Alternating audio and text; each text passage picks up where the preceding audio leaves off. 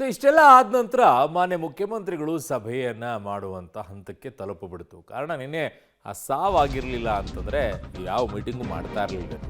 ಮಳೆ ಹಾನಿ ಸಂಬಂಧ ಸಿಎಂ ಸಿದ್ದರಾಮಯ್ಯ ನೇತೃತ್ವದಲ್ಲಿ ಸಭೆಯಲ್ಲಿ ಜಿಬಿಎ ಅಧಿಕಾರಿಗಳಿಗೆ ಸಿಎಂ ಸಿದ್ದರಾಮಯ್ಯ ತರಾಟೆಗೆ ತಗೊಂಡಿದ್ದಾರಂತೆ. ಬೌರಿಂಗ್ ಆಸ್ಪತ್ರೆ ಕಾಂಪೌಂಡ್ ಕುಸಿತಕ್ಕೆ ಸಿಕ್ಕಾಪಟ್ಟೆ ಗರಂ ಆಗ್ಬಿಟ್ಟಿದ್ದಾರಂತೆ. ಸಂಬಂಧಪಟ್ಟ ಕಾರ್ಯಪಾಲಕ ಇಂಜಿನಿಯರ್ ಅಮಾನತಿಗೆ ಸೂಚನೆ ಕೊಟ್ಟಿದ್ದಾರೆ. ಆಸ್ಪತ್ರೆ ಮುಖ್ಯಸ್ಥರನ್ನ ತರಾಟೆಗೆ ತೆಗೆದುಕೊಂಡಿದ್ದಾರಂತೆ ಸಿಎಂ. ಬೌರಿಂಗ್ ಆಸ್ಪತ್ರೆ ಮುಖ್ಯಸ್ಥರಿಗೆ ನೋಟಿಸ್ ಕೊಡೋಕ್ಕೂ ಕೂಡ ಈಗ ಆದೇಶವನ್ನು ಕೊಟ್ಟಿದ್ದಾರಂತೆ. ಮುಂದಿನ ದಿನಗಳಲ್ಲಿ ಮಳೆಯನ್ನು ಎದುರಿಸಲು ಸಜ್ಜಾಗುವಂತೆ ಸೂಚನೆಯನ್ನು ಕೊಟ್ಟಿದ್ದಾರಂತೆ. ಅದನ್ನು ಮಾನ್ಯ ಮುಖ್ಯಮಂತ್ರಿಗಳೇ ಹೇಳಬೇಕಾ? ಮುಖ್ಯಮಂತ್ರಿಗಳಿಗೆ ಮಾಡೋಕ್ಕೆ ತುಂಬ ಕೆಲಸ ಇರುತ್ತೆ.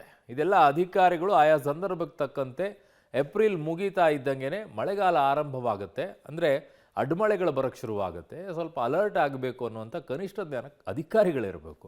ಇದನ್ನೂ ಮುಖ್ಯಮಂತ್ರಿಗಳು ಮಾಡೋದಾದರೆ ಇನ್ನು ಅಧಿಕಾರಿಗಳು ಯಾಕೆ ಬೇಕು? ಆಮೇಲೆ ಇದು ಸುಮ್ಮನೆ ಎಲ್ಲ ನಮ್ಮ ಮುಂದೆ ತೋರಿಸೋದೇನು, ಆವಾಜ್ ಹಾಕ್ಬಿಟ್ರು, ತರಾಟೆಗೆ ತೊಗೊಂಡ್ಬಿಟ್ರು ಅಂತ ಹೇಳಿ. ನಿನ್ನೆ ಈ ಘಟನೆ ಆದಾಗಿಂದ ಸಂಜೆಯಿಂದ ಹೇಳ್ತಾ ಇದ್ದೀನಿ, ಇವೆಲ್ಲ ಡ್ರಾಮಾ